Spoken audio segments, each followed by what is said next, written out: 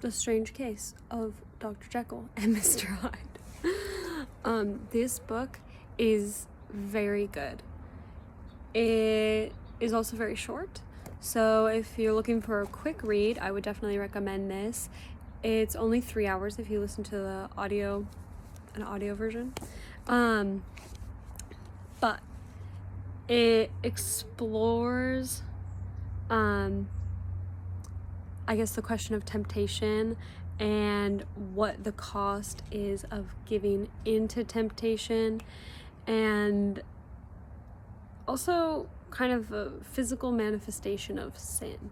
So in this book, spoiler alerts, okay? You have got Dr. Jekyll, who had the desire to, he's a good man, but he had the desire to do some things that weren't good. And so he figured out how to mix up a little potion that when he takes it, he turns into Mr. Hyde, and then he can go and do whatever he wants. He can behave atrociously and then just take another potion and turn back into Mr. Jekyll. Something I appreciate about this book is that although it says that he does all these evil things, they actually don't go into much detail about what those specifically are. And after having just read Court of Mist and Fury, which I felt like had bits in it that were just like unnecessarily detailed, I appreciated this book leaving more up to the imagination. What you do know is that he runs a kid over, he bumps into a kid in the street and then doesn't help the little girl up, and you know that he kills somebody. That's all that you know about what he does.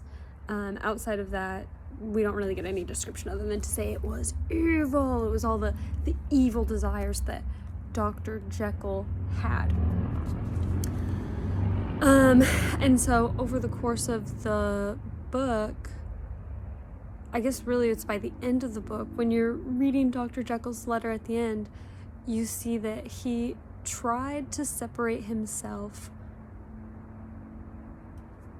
into two parts so that he could give into temptation without suffering consequences in the personal identity that he already has for himself. And it reminded me a lot of The Picture of Dorian Gray, which is also a very good book. If you haven't read it, I would recommend that one also. And I must say, even though these books were written in the 1800s, so the way that they talk is a little bit different than the vernacular that we use today, great descriptions, great dialogue. I really enjoyed this book. And yeah, so as I was reading it, it reminded me a lot of Dorian Gray, because Dorian Gray also deals with somebody kind of separating themselves in order to sin. With Dorian, you've got the picture. So, or to give in to temptation, I guess you could say. So I was looking up what year each book was written, and this was written in 1886, and then The Picture of Dorian Gray was written in 1890. So I kind of wonder if Dorian Gray was inspired by this. This book is very short, like I said. Dorian Gray is much longer.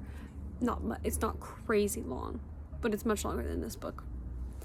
And I do think that this is an interesting kind of topic of conversation that people were having in the late 1800s of basically, can you get away with temptation and have it not mar you in some way?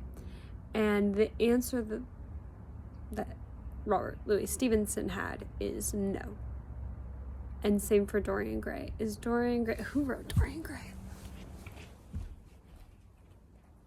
Let me look really quick.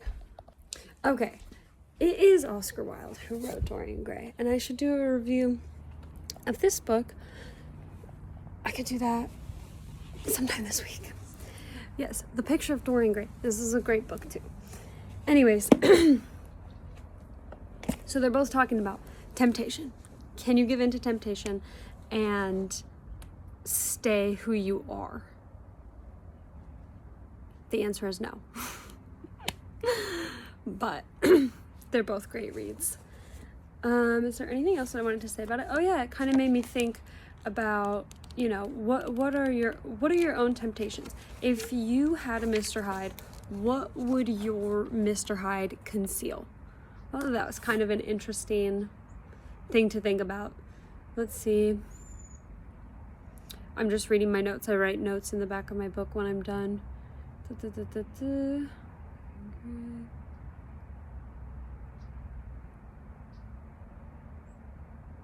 Yeah, just so you can't separate your soul. I think that's the point of this book. And it's a very good one, and I would recommend reading it. So put it on your list.